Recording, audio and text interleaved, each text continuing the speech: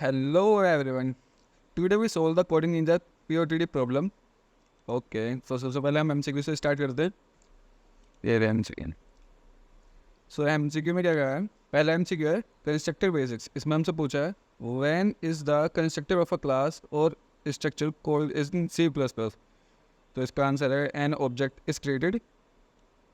Next question है order of execution. What will be the output of the following C++ code? तो इस code में हम सबसे पहले एक फंक्शन दिया प्रिंट फंक्शन, जिसमें हमने इंटीजर प्रिंट करवाया. दूसरा भी प्रिंट फंक्शन है, इसमें हमने फ्लोट प्रिंट कराया. तो हम सबसे पहले यहाँ पे वैल्यू पास करिए हमने प्रिंट फंक्शन में 5 और यहाँ करिए 500. तो हमारे सबसे पहले फंक्शन जो प्रिंट होगा वो होगा इंटीजर, नेक्स्ट होगा फ्लोट. तो इसकी वैल्यू होगी इंटीजर फ्लोट. अब ये हमारा थर्ड MCQ है. इसमें हमसे पूछा ट्राई एंड एक्सेप्टिंग ब्लॉक. तो यहाँ हमारे ट्राई ब्लॉक में लॉजिक चलेगा A=10, B=0, C=A/B. तो इसमें एक एरर आएगी, जीरो डिवीजन एरर, क्योंकि हम यहाँ B से डिवाइड कर रहे हैं जो B की वैल्यू 0 है. तो इसका आंसर होगा एक्सिबिशन अकर. ओके, अब वहाँ फोर्थ MCQ है what is the index of the last element of an array with 9 elements. हमें पता है जो एरे का लास्ट इंडेक्स होता है वो नंबर ऑफ एलिमेंट से -1 होता है. तो इसका आंसर होगा 8. अब हमारा लास्ट MCQ है, इसमें हमें ये वर्ड दिए है, थोड़ा रीजनिंग टाइप का क्वेश्चन है. What word means light house. हमें इन वर्ड के पैटर्न के थ्रू हमें ये वाला वर्ड बनाना, तो इसका आंसर होगा फोर्थ ऑप्शन. ओके, अब हम चलते हैं कोडिंग निंजा के इजी प्रॉब्लम पर. तो इजी प्रॉब्लम क्या है? इजी प्रॉब्लम अच्छी प्रॉब्लम आज की. इसमें ये क्वेश्चन फ्लिपकार्ट वगैरह में पूछा गया है. प्रॉब्लम स्टेटमेंट पढ़ लेते हैं पहले. Minimise the difference. Problem statement क्या है? You are given an array A of length n consisting only of positive integers and an integer k. You have to update every element of the array by increasing or decreasing its value by k only once. Your task is to minimize the difference between maximum and minimum element of the array after performing the increment or decrement on every element of the array. Okay, तो इस question को समझते हैं. यहाँ में example में दिया है कि जैसे हमारे पास ये ए एरे है, इसमें वैल्यू दिया 1 2 3 4 5 और हमें के की वैल्यू दी है 2. तो हम किसी भी एलिमेंट पर एक बार या तो इंक्रीमेंट कर सकते हैं या डिक्रीमेंट कर सकते हैं. तो हम यहाँ क्या कर रहे हैं? After increasing each element of के the array A will become 3 4 5 6 7. So the maximum mean and minus minimum will भी क्या होगा हमारा 7 - 3. एक और एग्जांपल देख लेते हैं इसका. ये वाला एग्जांपल है, इसमें हमें नंबर ऑफ एलिमेंट है 4 और के की वैल्यू दी है 2. तो हमें यहाँ पे मिनिमम डिफरेंस बताना है मिनिमम और मैक्सिमम एलिमेंट के बीच में. तो हम यहाँ सबसे पहले क्या करेंगे? 1 की वैल्यू को 2 से इंक्रीमेंट कर देंगे, 10 की वैल्यू को 2 से डिक्रीमेंट कर देंगे, जिससे हमारा इन दोनों एलिमेंट के बीच का डिफरेंस कम हो जाए. तो यहाँ एक्सप्लेनेशन में दिया है the final array will be look like 3 3 6 8. तो यहाँ क्या हुआ? इन्होंने 1 में इंक्रीमेंट करा है एंड 5 में डिक्रीमेंट करा है, 5 में डिक्रीमेंट करा है और 8 में भी डिक्रीमेंट करा है, 10th में भी डिक्रीमेंट करा है. तो यहाँ पे हमारा जो मिनिमम डिफरेंस आया 8 - 3 = 5. अब ये देखने में लग रहा होगा कि इस क्वेश्चन में क्या हुआ कि हमने 10th का मिड निकाला. 10th का मिड क्या होगा 5, और उससे कंपेयर करा एवरी एलिमेंट. अगर वो वैल्यू बड़ी है मिड वैल्यू से तो हम उसमें डिक्रीमेंट करेंगे, अगर वो उससे छोटी है तो हम उसमें इंक्रीमेंट करेंगे. इस तरीके से हमारा आंसर आ सकता है. पर ये जो क्वेश्चन है इसमें ये सारे टेस्ट केस पास नहीं होगा इस तरीके से. तो इसके लिए हम दूसरे अप्रोच फॉलो करेंगे, उसके बारे में आपको दिखाता हूँ. जैसे हमने ये एग्जाम्पल लिया है, एक एरे मान लिया हमने 8 4 7 और 12 का. तो हम सबसे पहले एरे को सॉर्ट कर देंगे, जिससे हमें मैक्सिमम और मिनिमम एलिमेंट पता पड़ता है. तो हमारा जो एरे सॉर्ट हो जाएगा तो हमारा मैक्सिमम एलिमेंट होगा ARR n-1 जो कि 12 है, और मिनिमम एलिमेंट होगा ARR 0 जो कि 4 है. और हमारा जो रिजल्ट होगा इन दोनों के बीच का वो होगा 12 - 4 = 8. अभी हमारा डिफरेंस जो आ रहा है इन दोनों के बीच का वो 8 आ रहा है. तो हम यहाँ पे लूप लगाएंगे 1 से लेके n तक. सबसे पहले हम क्या कर रहे हैं? हम हर एक एलिमेंट के वहाँ मिनिमम निकाल रहे हैं और मैक्सिमम निकाल रहे हैं. हमारा जो सबसे पहले पॉइंटर है वो है 4 पर. तो हम यहाँ पर मिनिमम निकालेंगे. तो मिनिमम कैसे निकालेंगे? तो हम क्या करेंगे? ARR I में k की वैल्यू माइनस कर देंगे और ARR 0 में k की वैल्यू प्लस कर देंगे, क्योंकि ARR I क्या है 7, वो हमारी मिड वैल्यू से कम है, तो उसमें हम k की वैल्यू माइनस कर रहे हैं. ARR 0 क्या है? वो मिड वैल्यू से छोटा है, तो उसमें हम प्लस कर रहे हैं. इन दोनों में मिनिमम क्या होगा 5,6. तो हमारे यहाँ मिनिमम हो गया 5. और यहाँ पर हमारा मैक्सिमम क्या होगा? I की वैल्यू जो है उसमें हम k प्लस करेंगे, और जो हमारी लास्ट वैल्यू है ARR n-1 उसमें हम k माइनस करेंगे. तो यहाँ पे हमारा मैक्स एलिमेंट क्या होगा इन दोनों में 10. देन हमारे यहाँ रिजल्ट क्या आएगा 10 - 5 = 5. तो हमारा यहाँ पे रिजल्ट जो आ रहा है वो 5 आ रहा है. तो हम 8 और 5 में कंपैरिजन करेंगे, हमारा मिनिमम एलिमेंट कौन सा है, तो ये 5 है. तो हम यहाँ रिजल्ट में 5 स्टोर करा देंगे. फिर हमारा लूप नेक्स्ट पॉइंटर पर जाएगा. वहाँ पे आई की वैल्यू क्या होगी 8, क्योंकि हमने I 1 से स्टार्ट कराया ना, तो नेक्स्ट वैल्यू क्या होगी 8. अब हम क्या करेंगे 8 पे माइनस k करेंगे और ARR 0 पे प्लस k करेंगे. हमारा जो हमेशा मिनिमम एलिमेंट होगा वो तो स्टार्टिंग में होगा ना, तो उसमें हम प्लस करेंगे, और जो हमारे नेक्स्ट एलिमेंट आएगा उसमें हम माइनस करेंगे मिनिमम निकालने के लिए. तो यहाँ पे हमने 4 में प्लस करा 2 तो क्या आ गया, 8 में माइनस करा 2 तो 6 आ गया। तो हमारा यहाँ पे मिनिमम एलिमेंट होगा 6। तो यहाँ पर हम मैक्सिमम एलिमेंट निकाले क्या करेंगे, i-1 में प्लस k करेंगे और ARR-n-1 में माइनस k करेंगे। तो 7 में 2 जोड़ा तो हमारा क्या आया 9, ARR-n-1 में हमने माइनस k करा तो वैल्यू आ गई 10। इन दोनों का मैक्सिमम एलिमेंट क्या होगा 10। तो यहाँ पे हमारा मिनिमम डिफरेंस क्या रहा है 4। तो हम कंपेरिजन करेंगे, हमारे रिजल्ट एरे में पहले वैल्यू क्या थी, यहाँ से हमारी वैल्यू आई थी मिनिमम वैल्यू 5। अब इन दोनों में कंपैरिजन करेंगे तो मिनिमम वैल्यू क्या होगी 4। तो हमारा रिजल्ट एरे में जो वैल्यू होगी वो हो गई 4। उसके बाद हमारा पॉइंटर जो है वो 12 पे आ जाएगा थर्ड अप्रोच में। यहाँ पे हम सेम प्रोसेस फॉलो करेंगे, आई में माइनस के करेंगे और ARR 0 में प्लस के करेंगे। इन दोनों में कंपैरिजन करेंगे, जो वैल्यू छोटी आएगी उसे मिनिमम में स्टोर करा देंगे।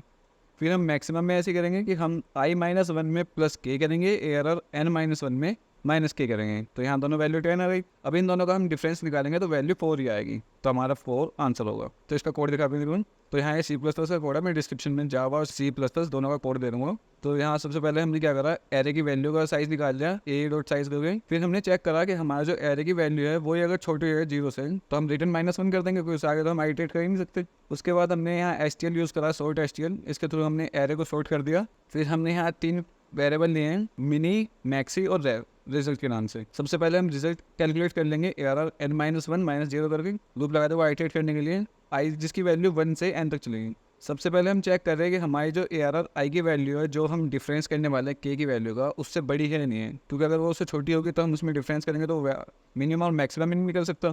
तो इसलिए यहाँ पर हम चेक करेंगे कि वो वैल्यू k से बड़ी होनी चाहिए। उसके बाद हमने मिनिमम निकाला, ARR i में माइनस k करा और ARR 0 में प्लस k करा। ओके, फिर हमने मैक्स निकाला है, मैक्स एलिमेंट ले लिया। यहाँ पे हमने i-1 में प्लस k करा है और AN-1 में माइनस k करा है। फिर हमने यहाँ मिनिमम एलिमेंट जो होगा हमारे रिजल्ट में, जो पहले से वैल्यू पड़ी है और जो इन दोनों की डिफरेंस से वैल्यू है, उसमें जो मिनिमम एलिमेंट होगा वो हम रिजल्ट में स्टोर करा लेंगे और लास्ट रिजल्ट को रिटर्न कर देंगे। इसे एक बार चला के देख लेते हैं। ये हमारे सारे टेस्ट केस पास हो चुके हैं, ये कोड में हमारा रन कर चुका है। अब हम चलते हैं मीडियम लेवल की प्रॉब्लम पर। ये प्रॉब्लम थोड़ी अच्छी प्रॉब्लम है क्योंकि ये गूगल वगैरह में पूछी गई है पहले से। पहले प्रॉब्लम स्टेटमेंट पढ़ लेते हैं। Split the string. Problem statement क्या है, you are given a string S consisting of lower case English alphabet, find the number of good splits. Number of good splits find करने हमें। Splits are string S into 2 non empty set x एंड y is called good if the number of unique characters in string x and y is equals। इसमें हमें कहा है कि हमें एक स्ट्रिंग दी होगी, उसे हम 2 स्ट्रिंग में स्प्लिट कर देंगे x और y में, जिसमें वो स्ट्रिंग गुड स्ट्रिंग होगी अगर उसमें नंबर ऑफ कैरेक्टर दोनों स्ट्रिंग में इक्वल हैं, यूनिक कैरेक्टर्स। जैसे यहाँ एग्जाम्पल में दिया है, if string is s equals to ABADA। तो अब यहाँ क्या कर रहे हैं, सबसे पहले हम एक पहले की स्ट्रिंग ले रहे हैं x, जिसमें हमने A स्टोर करा दिया, दूसरी स्ट्रिंग लिए Y जिसमें हमने BADD स्टोर करा दिया। तो यहाँ X में तो एक ही यूनिक कैरेक्टर है और Y में 3 यूनिक कैरेक्टर हैं, तो ये भी गुड स्ट्रिंग नहीं होगी, गुड स्प्लिट नहीं होगी। नेक्स्ट टाइम हमने क्या करा, A और B स्टोर करा दिया X में और ADA स्टोर करा दिया Y में। तो यहाँ हमारे यूनिक कैरेक्टर इक्वल्स हैं, यहाँ पे A भी है, यहाँ A और D है, तो दोनों तरफ यूनिक कैरेक्टर की वैल्यूज़ क्या है 2। तो ये हमारी होगी गुड स्प्लिट में, तो हमारा काउंट में हो गया 1। उसके बाद क्या कर रहे हैं हम, ABA, यहाँ पे यूनिक कैरेक्टर तो अभी भी 2 ही है ना, A और B, और यहाँ पे D और A, यहाँ पे भी यूनिक कैरेक्टर 2 ही। तो ये भी हमारी गुड स्प्लिट स्ट्रिंग में आएगी। जो हमारी काउंट होगी गुड स्प्लिट की वो क्या हो जाएगी 2। जैसे ही हम थर्ड वाले पॉइंटर को इंक्रीमेंट करेंगे, यहाँ पर हम D की वैल्यू लाएंगे, तो यहाँ पे ABAD, यहाँ 3 यूनिक कैरेक्टर्स हो जाएंगे और यहाँ A ही बचेगा, जिसकी वजह से ये हमारी गुड स्प्लिट में नहीं आएगी। तो इस क्वेश्चन को सोल्व करने के लिए सबसे पहले ब्रूट फोर्स क्या आते हैं हमारे दिमाग में, कि हम यहाँ क्या करें कि सबसे पहले यूनिक कैरेक्टर काउंट कर लें कि हमारी स्ट्रिंग में यूनिक कैरेक्टर क्या होंगे। जैसे इस वाली स्ट्रिंग में हमें दिया है, तो इस वाली स्ट्रिंग में यूनिक कैरेक्टर्स क्या हैं, A, B और D, 3 यूनिक कैरेक्टर्स हैं। तो हम यहाँ क्या कर सकते हैं कि 3 यूनिक कैरेक्टर्स हैं और 3 यूनिक कैरेक्टर को वो हम आपस में डिवाइड नहीं कर सकते। उसके लिए हमें तो इवन नंबर ऑफ कैरेक्टर्स चाहिए ना, यूनिक कैरेक्टर्स, तभी तो हम उन्हें डिवाइड कर सकते हैं। बट यहाँ थोड़ा लॉजिक चेंज है। तो यहाँ क्या हो रहा है, x की वैल्यू में A आया और y की वैल्यू में आया BADD। तो यूनिक कैरेक्टर हमारी x वैल्यू में 1 है और y की वैल्यू में 3 है, तो यहाँ पे स्प्लिट नहीं होगा। नेक्स्ट टाइम हम कर रहे हैं तो यहाँ पे स्प्लिट होगा, तो यहाँ पे भी गुड स्प्लिट 2 आ रही है। ये भी पहले वाले एग्जांपल है हमारा। बट इसे सॉल्व कैसे करेंगे, तो इसे सॉल्व करने के लिए हम अप्रोच फॉलो करेंगे कि यहाँ पर जैसे हमने एग्जाम्पल ले लिया AACABA, तो हम इसे पहले इसके स्प्लिट स्ट्रिंग बना लेते हैं, कितनी बन सकती हैं। हमने A से स्टार्ट करा और एंड तक हम इस स्ट्रिंग को स्प्लिट कर देंगे। हमने एक स्ट्रिंग में A रखा, नेक्स्ट स्ट्रिंग में ACABA रखा, नेक्स्ट टाइम हम क्या कर रहे हैं, 2 ए एक साइड रख रहे हैं और सी ए बी एक साइड रख रहे हैं। ये 5 मेथड से स्प्लिट हो सकती थी, हमने ये 5 मेथड से स्प्लिट कर ली। हम क्या करेंगे, यहाँ पे गुड स्प्लिट फाइंड करने की कोशिश करेंगे। सबसे पहले हम यहाँ देख रहे हैं, यहाँ पे यूनिक करेक्टर 1 है, इधर की साइड 3 है। यहाँ पे यूनिक करेक्टर अब भी 1 है, यहाँ इधर की साइड 3 यूनिक करेक्टर है। पर यहाँ पे हम चेक करेंगे, यहाँ यूनिक करेक्टर 2 हैं, यहाँ पर भी यूनिक करेक्टर 2 हैं, तो ये हमारी गुड स्प्लिट में आ जाएगी। यहाँ पर फिर हम दोबारा चेक करेंगे, यहाँ पर अब भी यूनिक करेक्टर 2 हैं और यहाँ पे भी यूनिक करेक्टर 2 हैं, ये हमारे गुड स्प्लिट में आ जाएगी। बट यहाँ पर हमारे यूनिक करेक्टर 3 है और यहाँ पर 1 है, तो ये हमारे गुड स्प्लिट में नहीं आएगी। तो इसके टोटल नंबर ऑफ स्प्लिट्स क्या बने 5, पर उसमें गुड स्प्लिट कितने थे 2, तो हम जितने फालतू स्प्लिट तो उन्हें काट देंगे, हमारी 2 गुड स्प्लिट आ गए। अब इसे फाइंड कैसे करेंगे, तो इसे फाइंड करने के लिए हम एक अप्रोच फॉलो कर सकते हैं। जैसे हमारे दिमाग में ब्रूट फोर्स क्या आ रही है, सबसे पहले ए डिवाइड करेंगे और इस वाली स्ट्रिंग में चेक कर लेंगे कितने डिस्टिंक्ट कैरेक्टर हैं, और इस वाली स्ट्रिंग में चेक कर लेंगे कितने डिस्टिंक्ट कैरेक्टर हैं। अगर दोनों इक्वल होंगे तो हम अपने काउंट की वैल्यू इंक्रीज़ कर देंगे। बट इसमें हमारी 10 कॉम्प्लेक्सिटी है जो है वो एक्सीड कर जाएगी। वो कैसे, हम सबसे पहले फोर लूप चलाएंगे आई से लेके एन तक स्ट्रिंग को आइटरेट करने के लिए, उसके बाद हम एक फोर लूप और चलाएंगे, हम दोनों स्ट्रिंग में ये वैल्यू काउंट करने के लिए इधर की साइड डिस्टिंक्ट कैरेक्टर कितने हैं और इधर की साइड डिस्टिंक्ट कैरेक्टर कितने हैं, और फिर उन्हें काउंट करने के लिए एक और लूप चलाएंगे, तो हमारी कॉम्प्लेक्सिटी ज़्यादा एक्सीड कर जाएगी ऑर्डर ऑफ 2n², जो कि बिल्कुल वर्क नहीं करेगी। तो हम इसमें दूसरा मेथड फॉलो कर सकते हैं। जैसे हमने यहाँ एक एग्जांपल लिया ABADA, यहाँ पे हम पहले एलिमेंट को स्प्लिट करेंगे, तो हम कोई मेथड ऐसा फॉलो करें कि हम यहाँ पे ये पता कर सकें कि हमारे इस वाले वेरिएबल से इधर कितने डिस्टिंक्ट कैरेक्टर हैं और इस वाले वेरिएबल से राइट हैंड साइड कितने डिस्टिंक्ट कैरेक्टर हैं। ये हम एक फ्रिक्वेंसी नाम का एरे बनाएंगे, उसमें स्टोर करा लेंगे। फिर जैसे ही हमने बी को स्प्लिट करा, हमें पता चल जाएगी इधर डिस्टिंक्ट कैरेक्टर कितने हैं और इधर डिस्टिंक्ट कैरेक्टर कितने। जब वो दोनों डिस्टिंक्ट कैरेक्टर इक्वल हो जाएंगे तो हम गुड स्प्लिट काउंट कर लेंगे। वो कैसे करेंगे, सबसे पहले हम एक सेट बनाएंगे और हम यहाँ 2 एरे यूज़ करेंगे, prefix and suffix. Prefix array में हम इधर की लेफ्ट से राइट चलेंगे और सुफिक्स एरे में हम राइट से लेफ्ट चलेंगे। तो हम यहाँ क्या कर रहे हैं, हमारे यहाँ पर एक स्ट्रिंग थी AACABA। हमने सेट में पहले ए की वैल्यू डाली, तो हमारी सेट की वैल्यू क्या हो गई 1।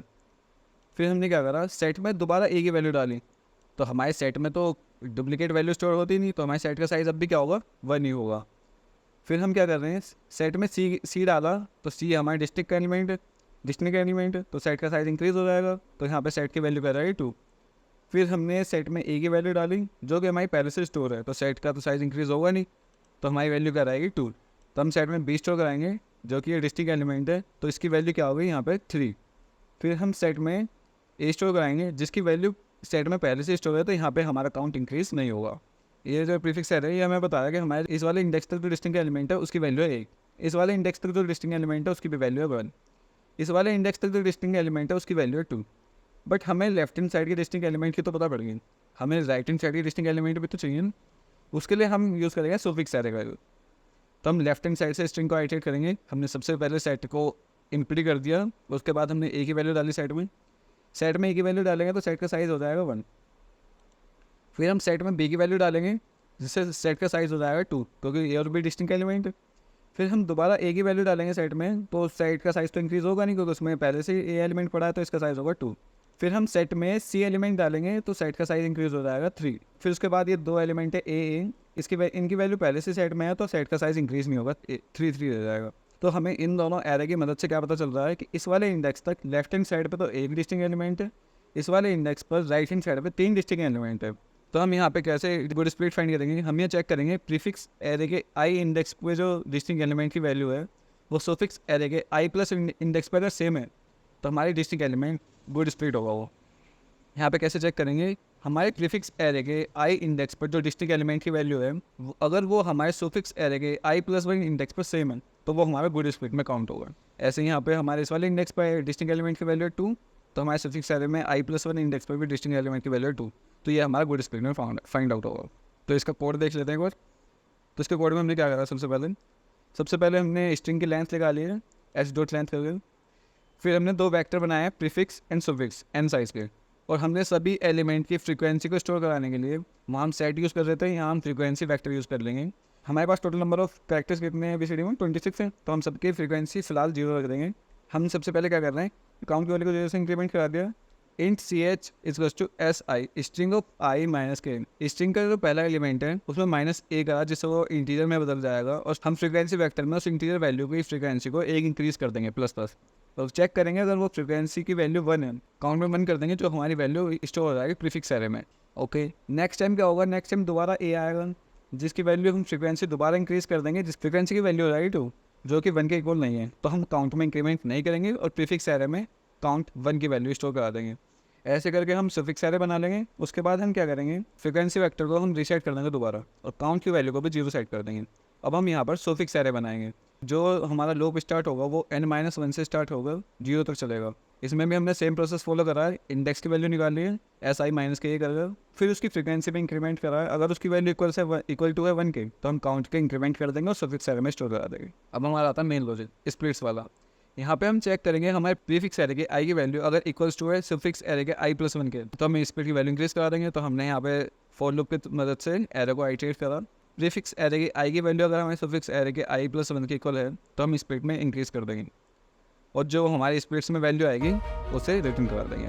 इसे रन करा देते हैं।